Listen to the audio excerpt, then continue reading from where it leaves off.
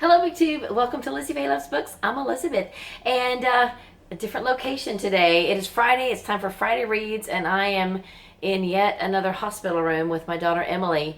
I will give you a little bit of a life update and tell you why I missed Friday Reads last week, and then tell you a little bit about what I am reading. I might not be able to give you much information about all of my reading for the past 2 weeks, but I will at least show you what I have with me here at the hospital and what I've been reading the last couple of days, and plan to continue to read while I'm here. So this all started with her EEG that we did maybe about 3 weeks ago. You guys, if you watched my vlog from the hospital, I did the Create Your Own Readathon. I participated in that and did a lot of reading. That was a planned visit. I was here. I knew we were coming, and I was able to plan for it. But at the time we were here, the doctor wanted us to go ahead and increase our medication. And on September 30th, when we got it to the level where we were stopping, we got it to the high enough level, then we were supposed to stay there for about a week and then add another medication. So in that process of a week, she was having fewer seizures, but her activity started just going off the charts. On the 7th, she got off the school bus just stimming and flapping and couldn't control her actions. At that point, she stopped being interested in food very much, stopped drinking water regularly, and for about 12 hours she had just a very increased amount of activity before a seizure broke through. And then she had a few days where she had extra seizures. Well, okay, let me back up. So we were in touch with the doctor, and they said, okay, start that second medication. That should have a calming effect. And I'm not really sure if it did or it didn't. There were times while she was on it that she was a little bit catatonic. But again, she wasn't eating, wasn't drinking, wasn't really sleeping well. And so talked to the doctor again a few days later, and they said, okay, go ahead and just cut her medicine back to half.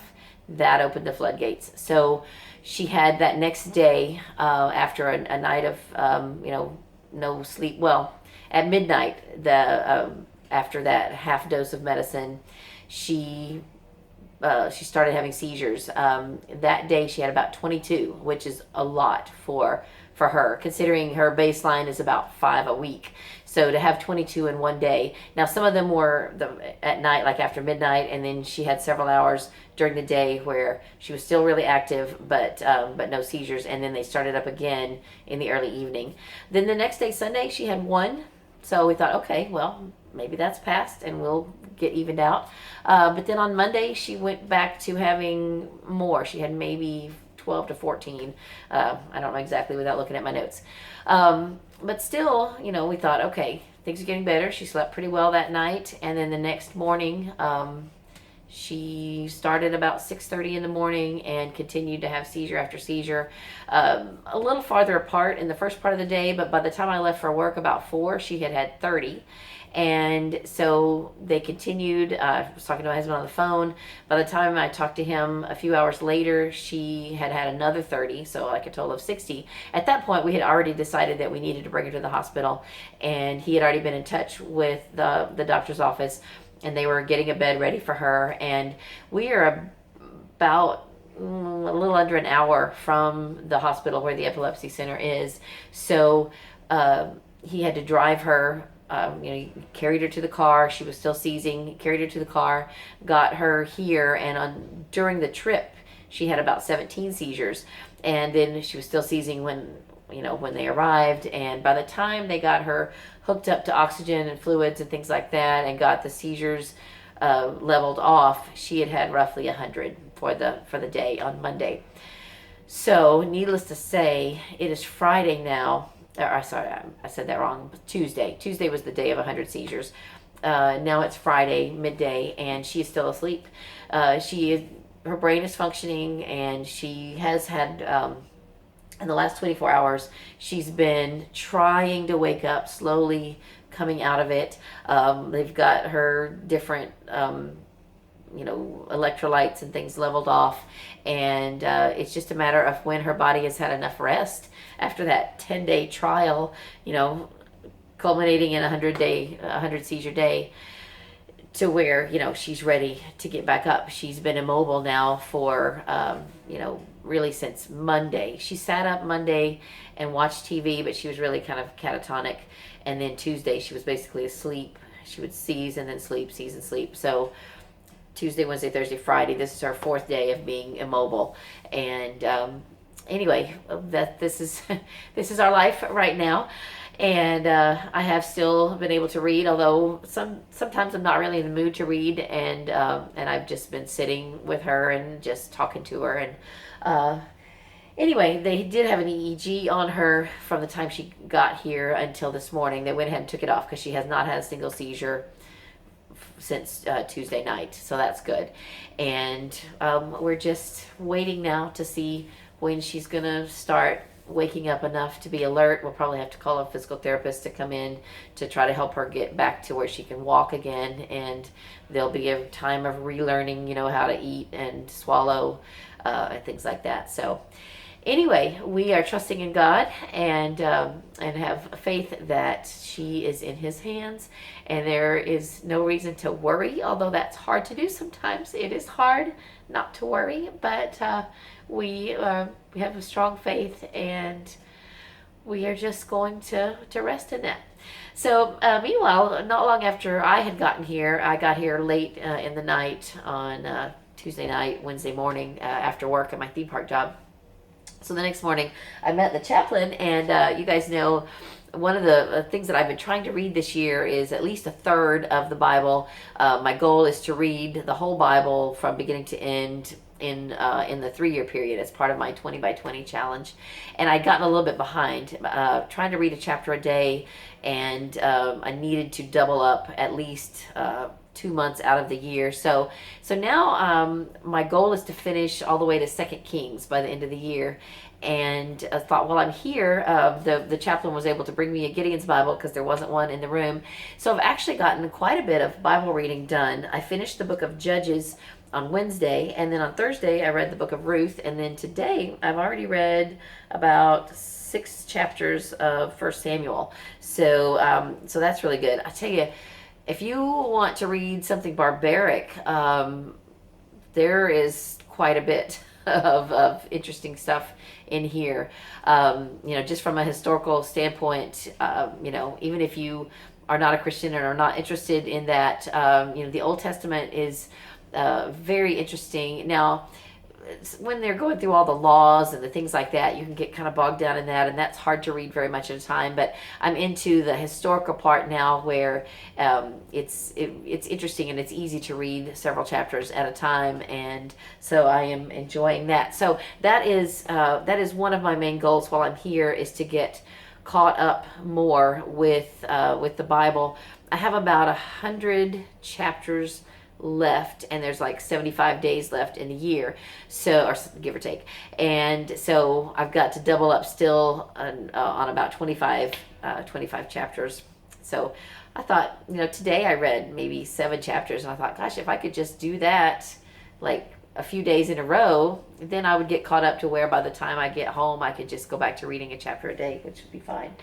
So the other 2 books, this is the book I had with me that I took with me to work, and I had it with me when I got here. It's The Space Between Sisters by Mary McNear. This is book 4 in the Butternut Lake series. I started reading the Butternut series during Booktubeathon, and I read the first 3 plus a novella, and this book could really stand alone. It takes place at Butternut Lake, but so far there have not been any characters who are in any of the other books. So you could start here and not bat an eye about not having read the other books. Now, this is a really good book so far. It's about 2 sisters. They're kind of almost remind me of Monica and Rachel, although Monica and Rachel and Friends are not sisters. But one of the sisters is very meticulous. She's a kind of a neat freak. She's got her goals in order. She's a teacher. She's the type of person who would rather stay at home on a weekend and reorganize her cabinets than than going out or doing anything. And she's a widow. Her husband died of cancer, I think 3 years prior to where this story starts. So then her sister, who has a hard time holding down a job, and but she's very beautiful, and but to the point where she doesn't even, she almost kind of resents it, because people are always staring at her, and she just kind of goes within herself because she doesn't want the attention.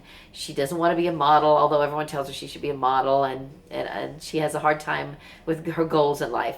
And so now she has come to spend the summer with her sister at Butternut Lake, and I'm about halfway done right now, and I'm enjoying it a lot. So I'm looking forward to finishing this.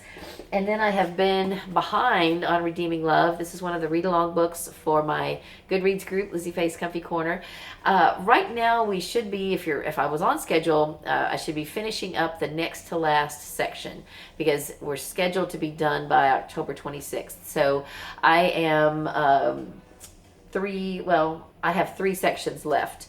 So I finished a section yesterday, and I commented about it.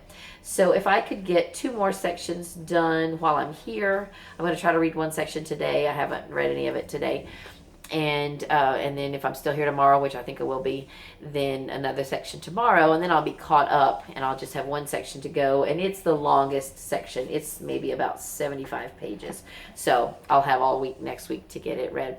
I had someone commented to the Goodreads group that said, or maybe to my update, that they were way behind. And I said, don't worry, so am I. It's no big deal. We're just enjoying reading it. The people who have been reading and commenting about it have really enjoyed it. So this is really a compelling book.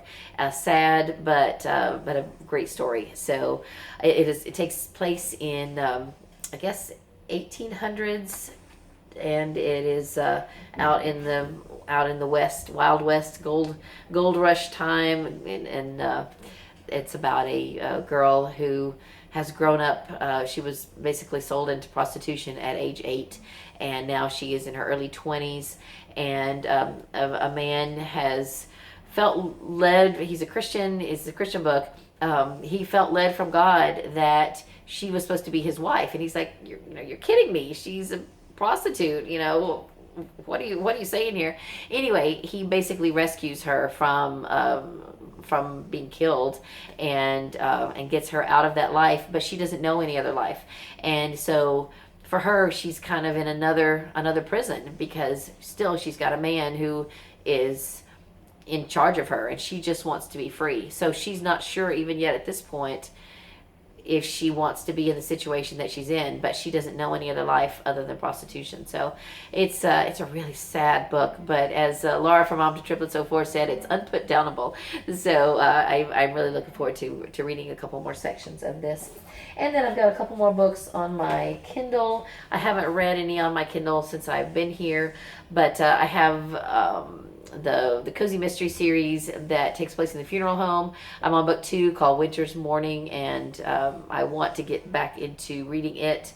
And I've got another book that I purchased on my Kindle. It's the novella for the Remnant Chronicles. I've got it on here too, and I haven't really started it. So I've got plenty to read for as long as I'm here. I am behind on all my read-along books for this month, other than Redeeming Love, which actually I'm behind on it too. But I didn't bring any of the other books. I may be able to go home for a little bit tonight. Katie is... They're doing their last performance as a band with Color Guard, and then they have their district competition on Saturday. But tonight is homecoming, so she's got a beautiful dress to wear, but it requires being laced up in the back. So I had been, talking to the doctor about, me needing to not neglect my other child while I was here with this one. So they must have hospital volunteers, because the doctor said this morning that she would like for them to order a sitter for Emily, someone who will come in and sit with Emily tonight, so I can go and help Katie get dressed and take some pictures and all of that, and be there to pick her up when it's over. And then I'll come back here after midnight, because Randy's working late till he's doing he does fireworks at he also has a theme park job, but he does fireworks and stagehand and that kind of thing. So he has to do fireworks tonight and can't be there to help her either. So anyway, I'm rambling, and I just wanted to tell you a little bit about what I've been reading and give you a life update. Last week, I missed my Friday reads. I did actually film it, but I deleted it. I didn't like how it looked. And so I did finish 2 books last week that were both mysteries, and I'll have to tell you about those at the end of the month. I think A Great Deliverance by Elizabeth George, and something else. Can't even think right now. And then this past week, I listened to a romance. I listened to the second book in the Harmony series by Jodie Thomas, and I have not gone on and commented about that yet. I'm kind of buddy reading / read along that series with Elise Hung and anyone else who wants to join in on my Goodreads group. And then this week I finished 2 audiobooks. I listened to an Audible original of the X-Files. It's called X-Files Cold Cases. It's not really a book, but it is cataloged at Goodreads, so I'm counting that. I listened to that. That was really fun. It's the original cast of voices from the original TV series of X-Files, so that's a lot of fun. And something else I finished, can't think what it is now. And then on my phone, I've been listening to another reread that is a Geraldine Dawson book, and it's called Luke by Geraldine Dawson or Emily March. And so I've been listening to that because I don't know. It's a long story. I don't need to go into it right now, but it's on the Audible romance package, and I have books 2 and 3 now checked out from Interlibrary Loan, and so I just thought I'd listen to the first one again because it's been a few months. So anyway, that's it for this video. Before my camera runs out of memory, I will sign off, and don't know when I will be back with another video, but I hope meanwhile you are reading some good books, and I hope you have a great day. Read a good book, and God bless you.